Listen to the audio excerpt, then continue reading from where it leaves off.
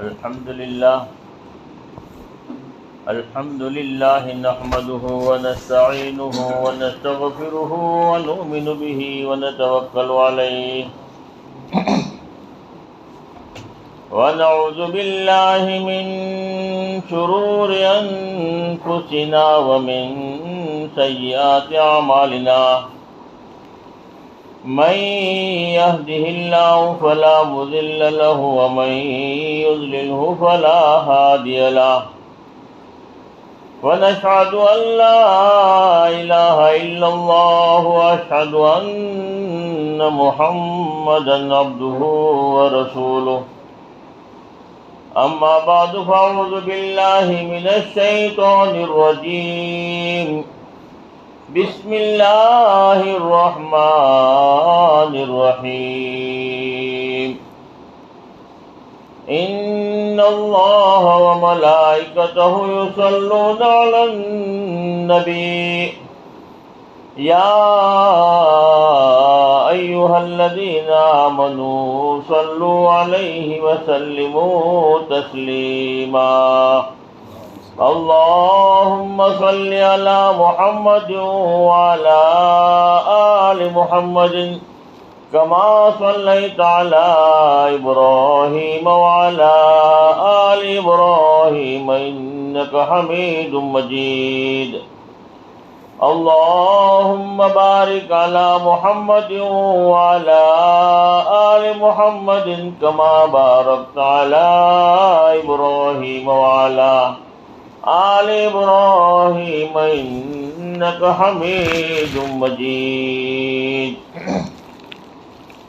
سارے نبیوں کے عہدے بڑے ہیں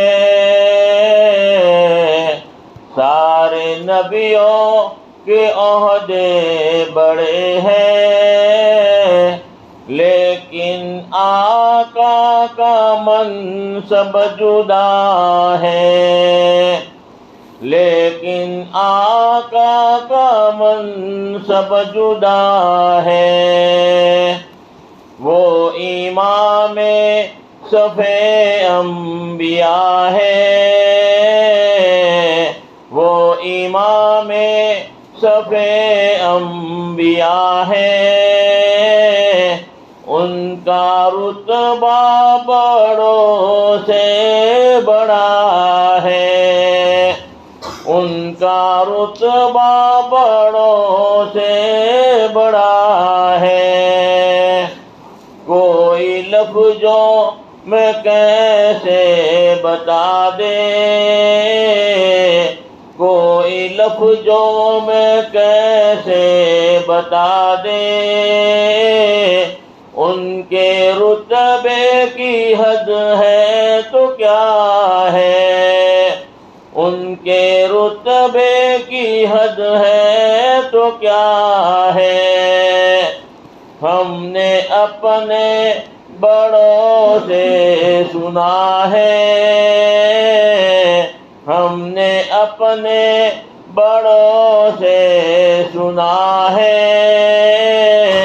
صرف اللہ ان سے بڑا ہے صرف اللہ ان سے بڑا ہے ایک مرتبہ درود پاک پڑھ لیں اللہم صلی علی محمد وعلی آلہ صلی علی سیدنا و مولانا محمد وبارک وسلم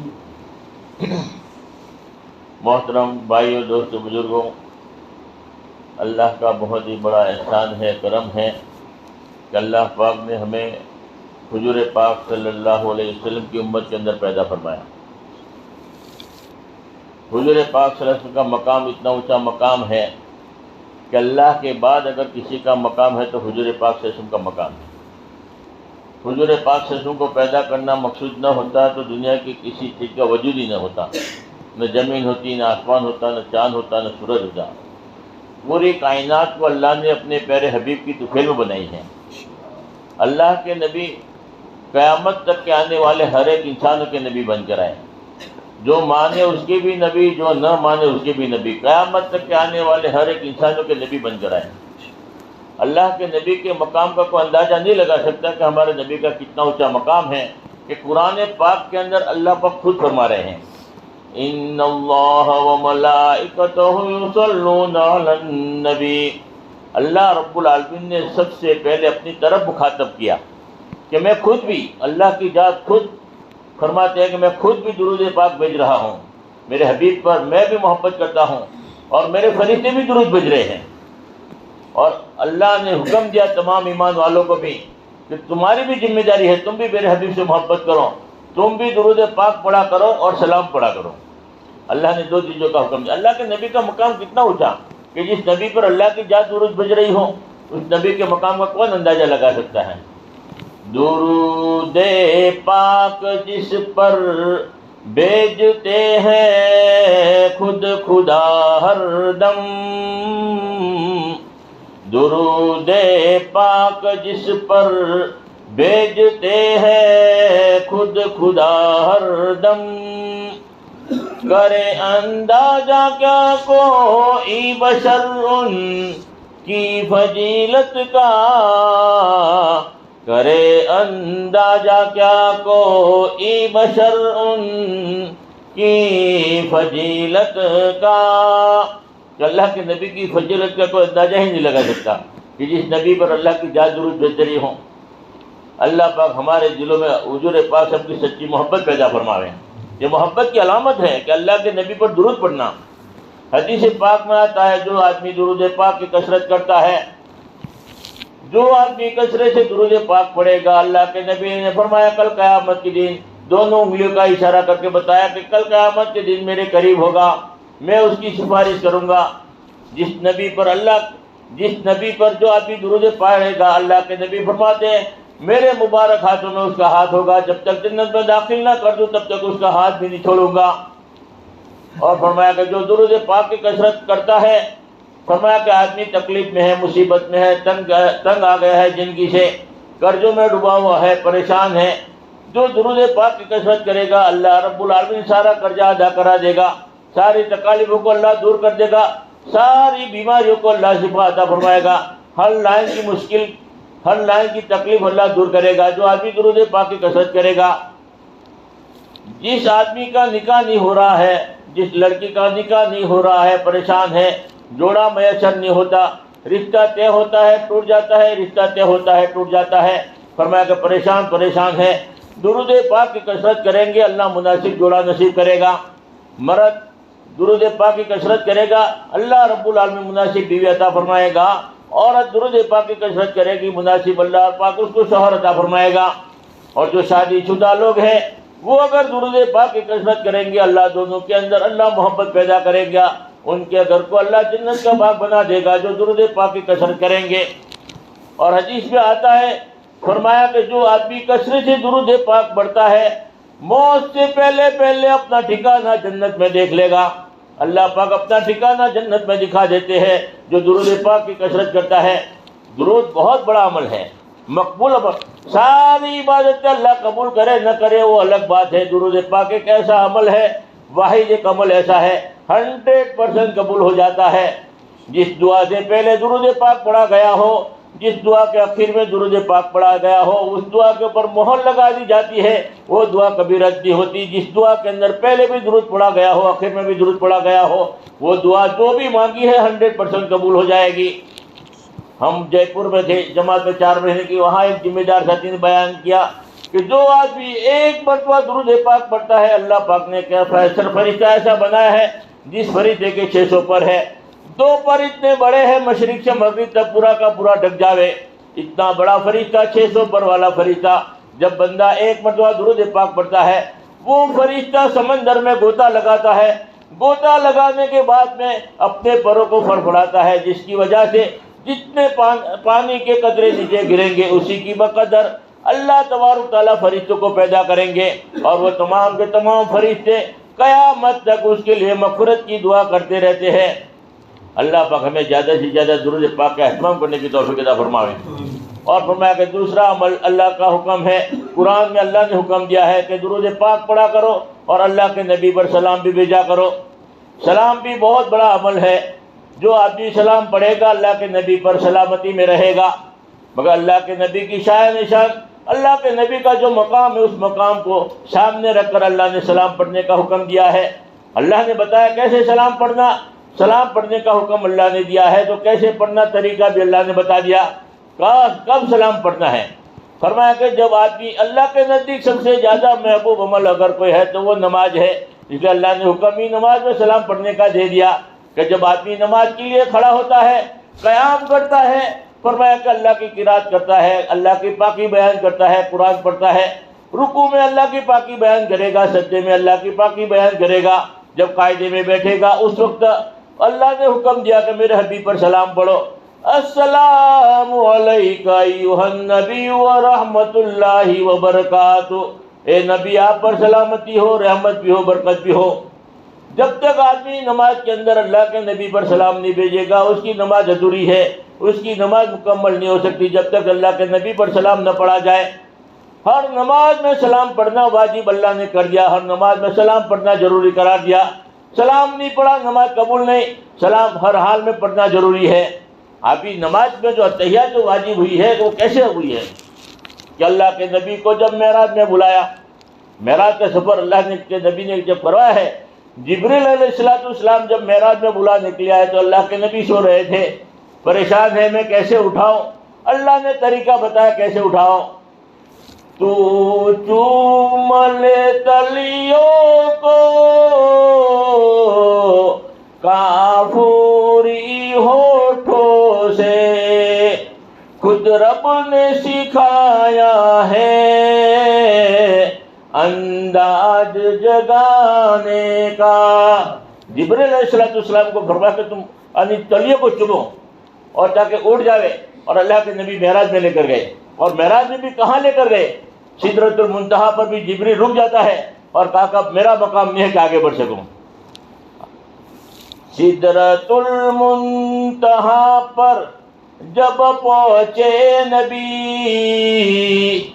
سر جھکا کر کے جبریل یہ کہنے لگے، اے حبیب خدا اب سوا آپ کے اس سے آگے جو جائے گا جل جائے گا، اس سے اب آگے بڑھنے کی کسی کی ہمت نہیں ہے، کوئی نہیں بڑھ سکتا آگے، اگر ایک قدم بھی میں نے ہٹایا ہے تو فرمایا کہ جل کے راکھ ہو جاؤں گا۔ اللہ کے نبی وہاں پر پہنچے اور وہاں پر آسمان پر سدرۃ المنتہا سے بھی آگے بالکل اللہ سے بالکل قریب ہوئے۔ جب اللہ سے بالکل قریب ہوئے تو اللہ کے نبی نے سب سے پہلے کیا بات کہی؟ اللہ کے نبی اللہ کو تو سلام نہیں کر سکتے کہ آپ پر سلامتی ہو، رحمت بھی ہو، برکت بھی ہو، اللہ تو بے نیاز ہے، اللہ رب ہے، اللہ ہی کی طرف سے سلامتی، اللہ ہی کی طرف سے رحمت، اللہ ہی کی طرف سے برکت اترتی ہے، اور اللہ کو سلام کیسے کرنا؟ جو اللہ کے نبی نے سب سے پہلے کیا الفاظ کیا؟ اللہ نے جب اللہ کے نبی بالکل قریب ہوئے، اللہ رب العالمین بالکل سامنے ہے، قریب ہے، تو اللہ کے نبی نے کیا ارشاد فرمایا؟ التحیات للہ والصلوات والطیبات، ساری عبادتیں بدن سے ہونے والی، ساری عبادتیں زبان سے ہونے والی، ساری عبادتیں مال کے ذریعے ہونے والی یا اللہ تیرے لیے ہے۔ یہ تین قسم کی عبادت اللہ کے سامنے رکھی، التحیات للہ والصلوات والطیبات، ساری عبادتیں اللہ، تینوں قسم کی عبادت ہے۔ زبان سے عبادت ہوتی ہے، اللہ کا ذکر کرتا ہے، بدن کے ذریعے عبادت ہوتی ہے، اور فرمایا کہ مال کے ذریعے جو عبادت ہوتی ہے، تینوں قسم کی عبادت اللہ نے اپنے پیارے اللہ کے سامنے رکھی۔ اللہ کے نبی نے سب سے پہلے الفاظ یہی تھے۔ اس وقت اللہ نے سلام بھیجا تھا، السلام علیکہ ایھا النبی ورحمۃ اللہ وبرکاتہ، اے نبی آپ پر سلامتی ہو، آپ پر رحمت بھی ہو، برکت بھی ہو۔ اس وقت ہمارے نبی نے امت کو یاد کیا تھا، اللہ میری امت کا کیا، ہمارے نبی امت کو کہیں نہیں بھولے۔ اللہ ہمیں صحیح قدر کرنے کی توفیق عطا فرماوے۔ ایسے نبی اللہ نے ہمیں دیے ہیں۔ اللہ رب العالمین سب سے زیادہ محبت اللہ کے نبی سے ہونی چاہیے۔ اس وقت بھی امت کو یاد کیا ہے، رب امتی، یا اللہ میری امت کا کیا؟ اللہ کے نبی نے فرمایا السلام علینا وعلی عباد اللہ الصالحین، ساری اللہ میری نیک صالحین بندوں پر بھی سلامتی ہو، اللہ کے نبی نے اس وقت بھی امت کو یاد کیا، امت کے لیے سلامتی کی دعا کی۔ جبرائیل علیہ السلام اور نیچے سارے فرشتے موجود ہیں، وہ گواہی دینے لگے، اشہد ان لا الہ الا اللہ واشہد ان محمدا عبدہ ورسولہ۔ ہم گواہی دیتے ہیں اللہ کے سوا کوئی عبادت کے لائق نہیں، اللہ کے رسول حضرت محمد صلی اللہ علیہ وسلم اللہ کے رسول ہے۔ فرشتوں نے گواہی دی۔ اس اتحیات کو ہر نماز میں پڑھنا واجب کر دیا۔ جب تک آدمی اللہ کے نبی پر سلام نہیں پڑھتا، نماز کے اندر اتحیات نہیں پڑھتا، اس کی نماز معتبر نہیں ہے، اس کی نماز قبول نہیں ہے، اس کو نماز لوٹانی پڑے گی۔ اللہ کے نبی کا مقام سمجھو۔ ایک مرتبہ آدم علیہ السلام اور ان کے بیٹے شیش علیہ السلام، آدم علیہ السلام بھی نبی ہے، بیٹا بھی نبی ہے، دونوں نبی ہے۔ آدم علیہ السلام جو اللہ نے آدم علیہ السلام کو پیدا کیا، اس وقت اللہ نے ایک چیز کو منع کیا تھا جنت کے اندر، فلاں درخت کے قریب مت جانا۔ آدم علیہ السلام سے غلطی ہو گئی۔ اپنے بیٹے شیش علیہ السلام سے فرماتے ہیں، بیٹے نے سوال کیا تھا، ابا جان آپ حضور پاک صلی اللہ علیہ وسلم کی اتنی تعریف کیوں کرتے ہو، اتنی تعریف کیوں کرتے ہو؟ اللہ کے نبی، آپ کے اولاد میں پیدا ہونے والے، آپ کے آخر میں پیدا ہونے والے اس نبی کی اتنی تعریف کرتے ہو، وجہ کیا ہے؟ فرمایا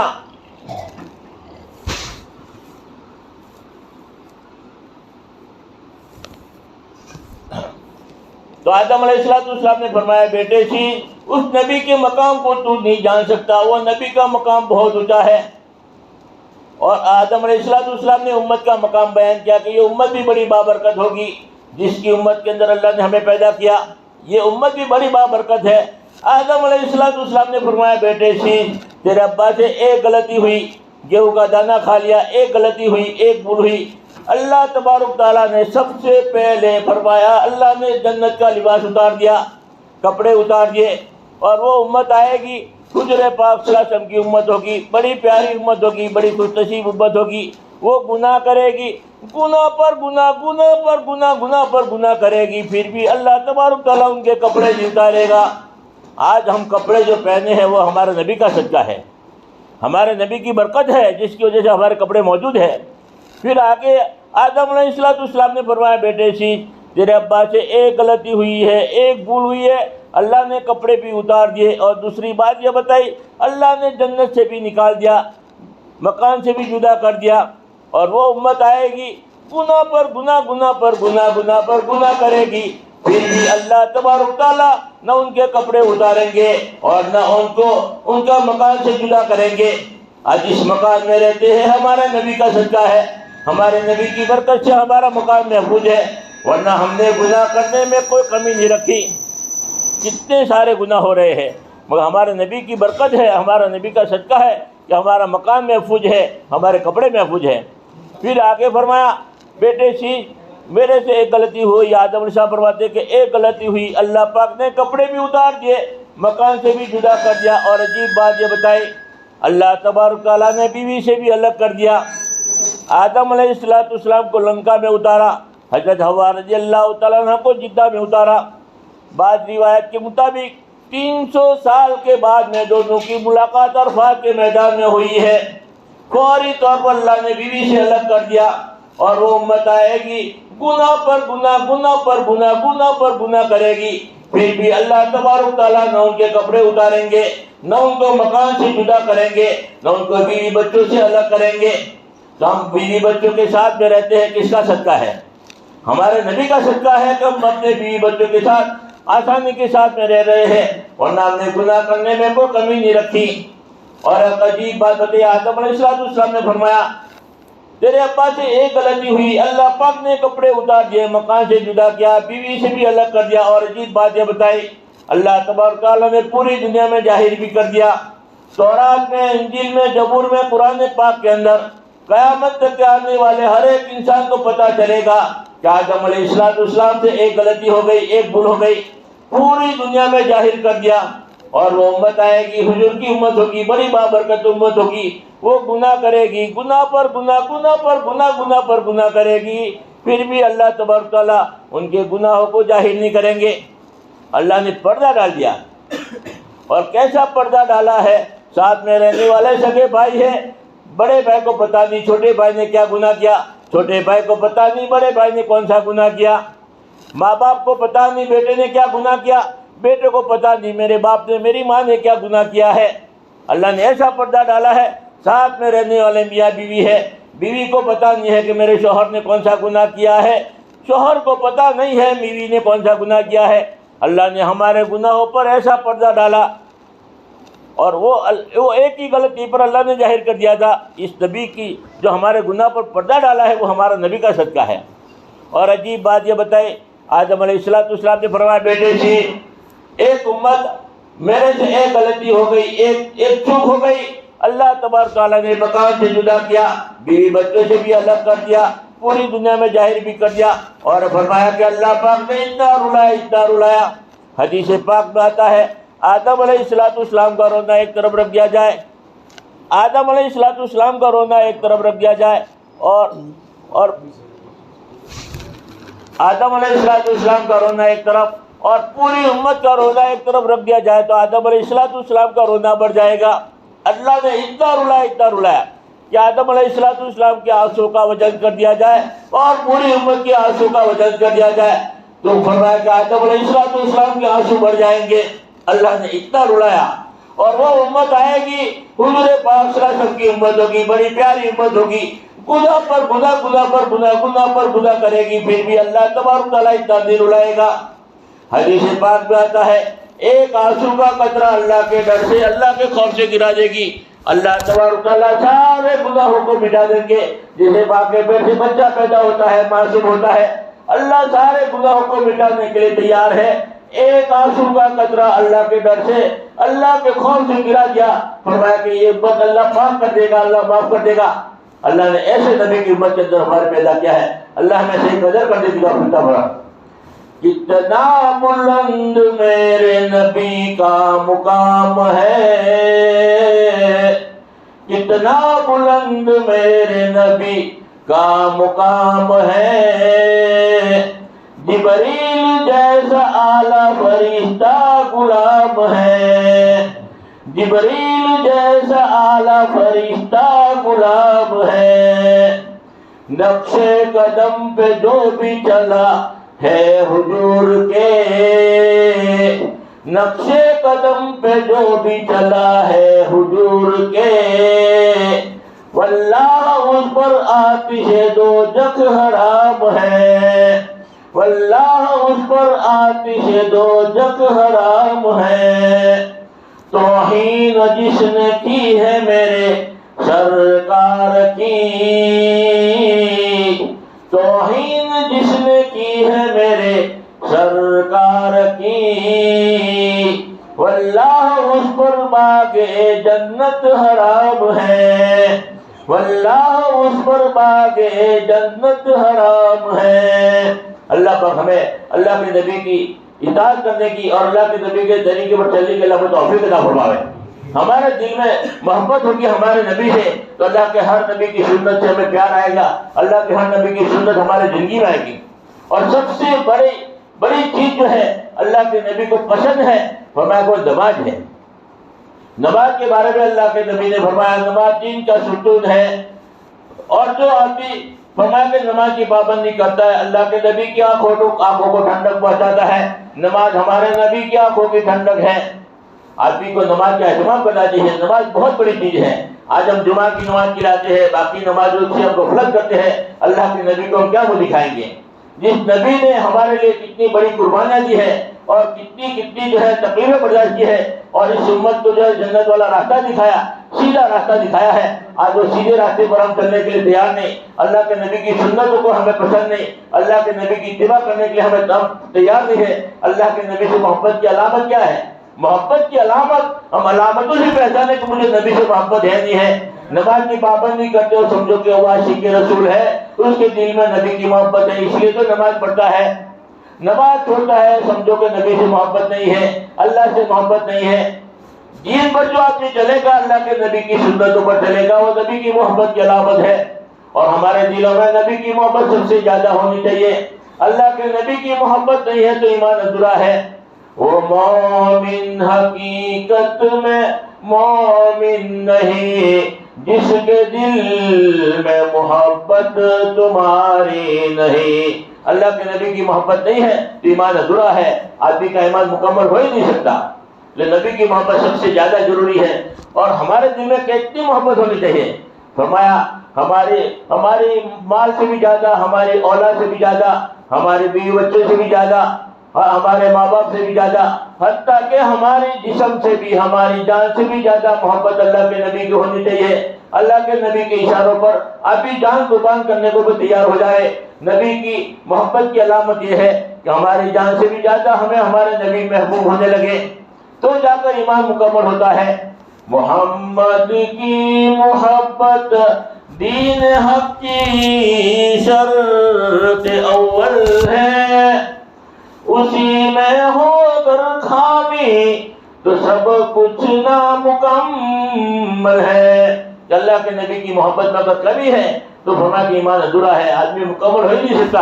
اللہ ہمارے دلوں میں سچی حضور پاک کی محبت ہمارے دلوں میں پیدا فرماوے، اور حضور کی محبت کی علامت کہ ہم ایک ایک سنتوں کو اپنی زندگی میں لاویں، شادی بیاہ میں، موت حیات میں، زندگی گزارنے میں، کھانے میں، پینے میں، پوری زندگی حضور کے طریقے پر آ جائے، سمجھو کہ یہ سچا عاشق رسول ہے، یہ اللہ کے نبی کی محبت کا حق ادا کر رہا ہے۔ اصل اتباع ہے اللہ کے نبی کی سنتوں پر عمل کرنا۔ اللہ ہمیں صحیح سمجھ عطا فرماوے اور اللہ کے نبی کی سچی محبت پیدا فرماوے۔ اور ایک دوسری بات یہ ہے، میں نصیحت کرتا ہوں، ابھی ہمارا پورا 4 مہینہ پورا ہو رہا ہے، آخری جو ہے نظم کے اندر جو نصیحت ہے بڑی کام آئے گی، عمل کرنے کی نیت سے سن لو، انشاءاللہ اس کے بعد میں جو بات پوری ہو جاتی ہے۔ میرے دوستو، زندگی ایک سفر ہے، کہیں ٹھہر جانے کی کوشش نہ کرنا، یہ دنیا بڑی بے وفا ہے سنبھلنا، کہیں دل لگانے کی کوشش نہ کرنا، یہی یاد رکھنا ہے نصیحت ہماری، لو اب الوداع الوداع ہے ہماری۔ اگر دل میں عشق محمد نہیں ہے تو کعبہ کو جانے کی کوشش نہ کرنا، اگر دل میں عشق محمد نہیں ہے تو مدینہ کو جانے کی کوشش نہ کرنا، یہی یاد رکھنا ہے نصیحت ہماری، لو اب الوداع الوداع ہے ہماری۔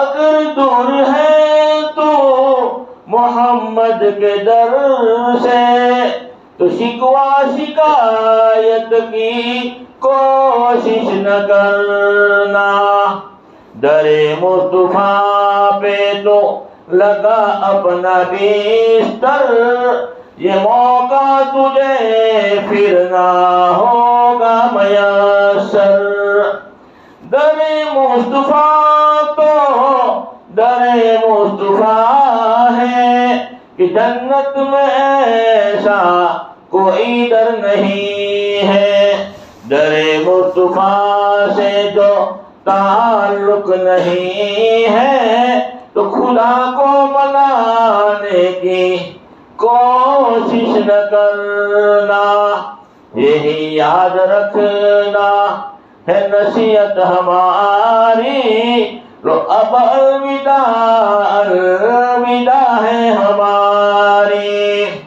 یہ لو میرا قرآن، یہ ہے میری سنت، یہ دکھلائے گی تم کو یہی راہ جنت، یتیموں سے الفت نبی کی ہے سنت، اسے دل چرانے کی کوشش نہ کرنا، اگر دل میں کامل یقین نہ ہو تو پھر ہاتھ اٹھانے کی کوشش نہ کرنا، یہ ابلیس ملعون دشمن ہمارا کہیں لوٹ نہ لے ایمان ہمارا.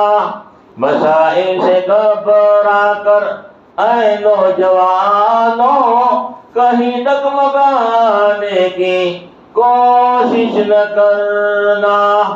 نبی کے نواسوں نے راہ خدا میں گردن کٹائی جھکائی نہیں تھی.